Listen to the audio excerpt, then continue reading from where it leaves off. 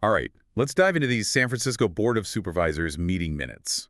We're looking at September 3rd, 10th, and 17th to be exact. Meeting minutes, though. That doesn't exactly sound like a page turner, does it? Well, you know what they say. Local politics are best observed at the local level. This is where the rubber meets the road. So true. And trust me, we found some interesting stuff buried in these documents. You might be surprised to learn how much actually passed unanimously.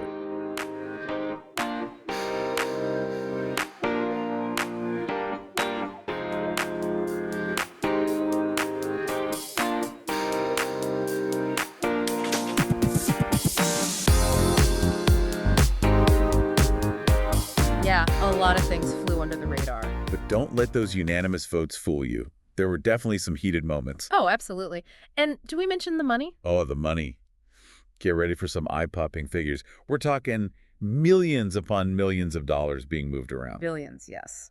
But we'll get to that later. Let's start with something a little more, well, celebratory. On September 3rd, the board voted to make the rainbow flag installation at Harvey Milk Plaza an official city landmark. A landmark. Big deal. Exactly. What does this landmark status actually mean, beyond just preserving a symbol? Well, it's more than just a symbol, right? I mean, it really recognizes the fight for LGBTQ rights, and not just in San Francisco, but nationally. It's a reminder of how far we've come and, especially important now as those rights are being challenged in other parts of the country. And just imagine, years from now, tourists might be visiting that flag, all thanks to a line item in some meeting minutes. It really makes you think about these documents differently. Oh, absolutely. Speaking of making history, remember that whole debate about automated rent setting? You mean those algorithms some landlords use to set rent? It felt very Black Mirror-esque. Great. Well, the board actually passed an ordinance banning it on September 3rd, unanimously. Wow, that's huge. A win for renters, right? It's a step in the right direction, for sure. But here's the thing. This is just the beginning. We still need to see how it's enforced. Plus, it doesn't solve the root problem in San Francisco. We desperately need more affordable housing. So it's a step, but not a solution. What does this whole thing tell us about, the role of technology in the housing crisis? That's the million-dollar question. It's complicated. I mean, you have people on both sides of this. Right. Some say that these algorithms, while they seem objective, right, they can actually make existing inequalities in the housing market even worse. And then you have others who say, it's just a tool, and the real problem is just the lack of affordable housing. It really makes you think. Okay, shifting gears a bit here. Let's talk about the police department's request to use drones. Now, that was a hot topic on September 17th. Drones over San Francisco. What's the deal? Give me the rundown. So the police department, they proposed this policy for using unassisted aerial vehicles for things like crime scene investigations, large events.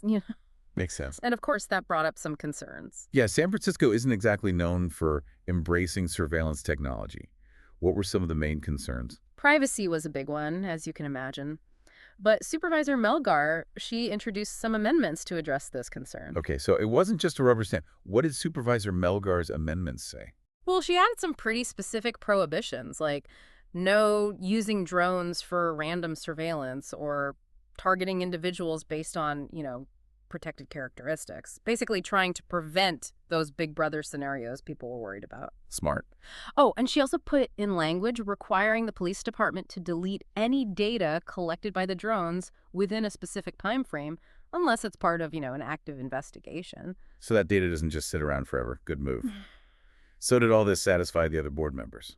Not entirely. Most supervisors voted in favor, but Supervisors Ronan and Walton remained opposed. Even with the amendments?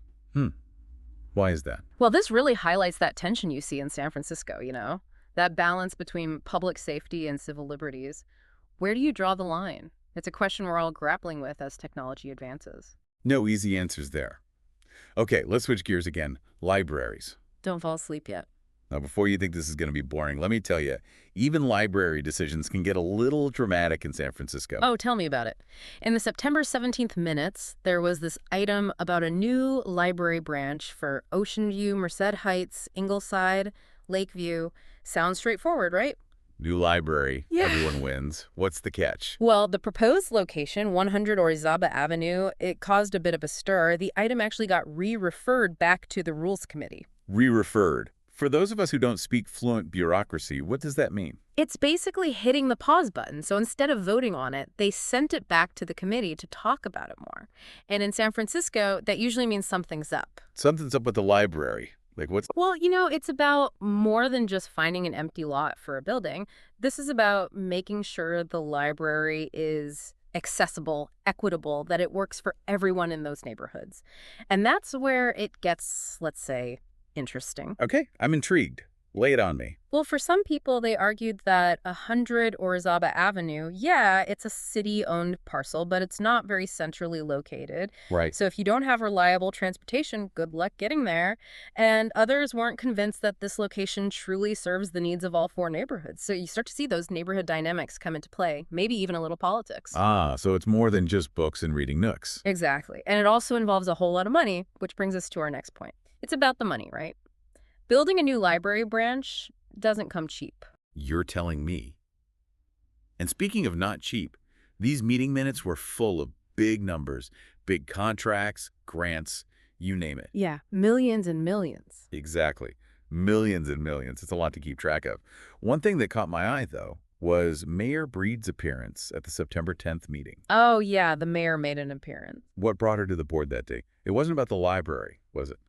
Or the drones? Actually, no. She was there to talk about how San Francisco handles contracts and grants, city spending in general. Okay, so important stuff, but maybe not as attention-grabbing as drones and libraries. What was the main message? Transparency and accountability. Those were her big points. Makes sense, especially with everything else we've been talking about. Right. Like she was saying that public trust is key, and that means making sure all city business is done openly and ethically. Was she talking about making specific changes or more like a high-level vision thing? A little of both. She mentioned some recent changes, like some new executive directives, appointments, even some ballot measures. To increase oversight. Yeah, exactly. But she also said that there's still a lot more to be done. So kind of a look what we've done but stay tuned kind of message. Exactly. She specifically talked about being more transparent about who gets city contracts. Which is always a hot topic. For sure. Especially here in San Francisco, there's a lot of money at stake. Her focus was on a fair process, making sure those tax dollars are being used responsibly and ethically. That's what we like to hear. But even with more transparency, it's hard to keep track of it all. Absolutely. And that's why these meeting minutes, as dry as they may seem, are so important. They give you that inside look. Yes. They show you how decisions get made, who's making them, and where the money's going. Speaking of making your voice heard, there were a lot of people who showed up for public comment at these meetings. Oh, yeah, all kinds of folks. Taxi drivers, concerned citizens, even someone advocating for the rules of existence, beauty, and joy. Only in San Francisco, am I right? Mm-hmm. But in all seriousness, how much weight do those public comments actually have? That's a good question. Legally speaking, they're more about transparency. Give people a chance to speak their minds. Right. The supervisors don't actually have to do anything based on what people say. So it's more about setting the tone, getting a sense of the public's concerns. Yeah, pretty much. But that doesn't mean it's completely pointless. Right. If you have enough people speaking out about the same issue, it can definitely influence things down the line. It's like anything else in politics. Persistence is key. Okay, let's circle back to the Ocean View Library situation. Last we heard, he was stuck in re-referral limbo. Right. Well, Supervisor Safai, he represents that district, and he's been really pushing for this new library. Of course. Well, he decided to take action. He introduced File Num 240699. Catchy. Right. Basically, this ordinance would have skipped the whole re-referral thing and just made 100 Orizaba Avenue the library site. So he went for it. Bold move. How'd that work out? Not quite as planned. See, to pass this ordinance, he needed a supermajority vote. Supermajority. That's more than a simple majority, right? What does that even mean? It means he needed 9 out of 11 supervisors to vote yes. They do that to make sure there's really strong support, especially for measures that involve a lot of money or have a big impact. High stakes. So did he get that supermajority? He did not. Oh, no. Which means the library location debate continues. This is like a political thriller. But instead of car chases, it's all about ordinances and supermajority votes. So what happens now? Is the Ocean View Library doomed to stay in re-referral forever? Not necessarily. Remember that re-referral just sends it back to the Rules Committee to keep talking about it. So they're going to try to find a compromise. Exactly. They'll probably have more hearings, get more input from the community, and hopefully come up with something that enough supervisors can agree on. And hopefully that compromise will address those concerns about accessibility and equity. Exactly. And this is where those public comments we were talking about can actually make a real difference. If people make their voices heard loud and clear, it could really influence the Rules Committee's decision. It's a good reminder that even in these kind of, procedural matters, there's still a role for the public to play. Absolutely. And speaking of public debate, remember the drone ordinance? We didn't quite finish that story. Oh, right. Supervisor Melgar's amendments. Those were big. Yeah, she addressed those privacy concerns, right? She did. But that wasn't the end of the debate. Remember those two supervisors who voted against it, even with her amendments? Ronan and Walton, right? Yeah, them. What was their reasoning? It seemed like the main concerns had been addressed. This was more about a difference in philosophy, I think. Supervisor Ronan, for example, she's been very vocal in the past about surveillance technology. Right, she worries about how it impacts marginalized communities. Exactly. Her vote was about more than just the specifics of this one ordinance, What about the bigger picture? Yes. It's that classic dilemma. We want law enforcement to have the tools they need, but we also don't want to live in a police state. Right, where do you draw the line? Exactly. And this is something we're going to be grappling with more and more as technology keeps advancing. Okay, so drones, libraries, what else? Didn't we have a whole list of big-ticket items to get through? Oh, yeah, those multi-million-dollar contracts and grants. Get ready for some sticker shock. All right, let's talk big money. City contracts. Lay it on me. Well, one item that really stood out was the $2.6 million settlement with RES System 3. RES System 3, that sounds familiar. They were the contractors on that Warnerville electrical substation project, the one in Oakdale. Oh, right. The one that was, way over budget and behind schedule. That's the one. Seems like the city decided it was just better to cut their losses and move on. Wow. $2.6 million to just make them go away. Makes you think, huh? Especially with Mayor Breed talking about transparency and all that. It does raise some questions, and that's just one example. We saw millions more in these minutes, the Concourse Garage acquisition, all those grants for COVID response, fentanyl overdose prevention. It's a lot. Easy to get lost in the numbers. It is, and that's exactly why we need to be paying attention. How are these decisions being made? Who benefits? Do these expenses actually match up with what the city says is important? Good point. It's our money after all. And speaking of priorities, this whole deep dive has really shown just how many different groups are trying to have their say in San Francisco. Oh, absolutely. Housing advocates, tech companies, neighborhood groups, you name it. Everyone wants a seat at the table. It's a microcosm of what cities all over the world are dealing with, right? How do you balance progress with preserving what's already here? How do you make things equitable while still encouraging innovation? Tough questions. They are.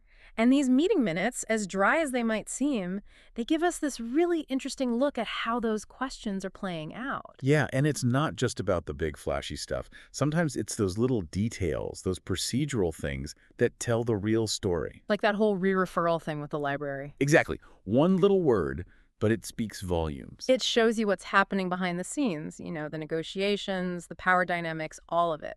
It's like we accidentally stumbled into a political thriller. Right.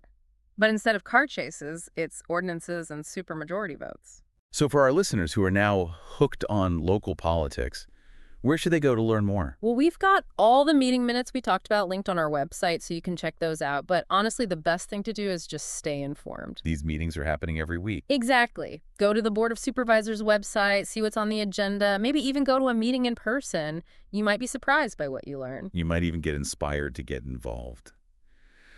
All right, that's a wrap on this deep dive into the world of San Francisco Board of Supervisor meeting minutes. Until next time, stay curious out there.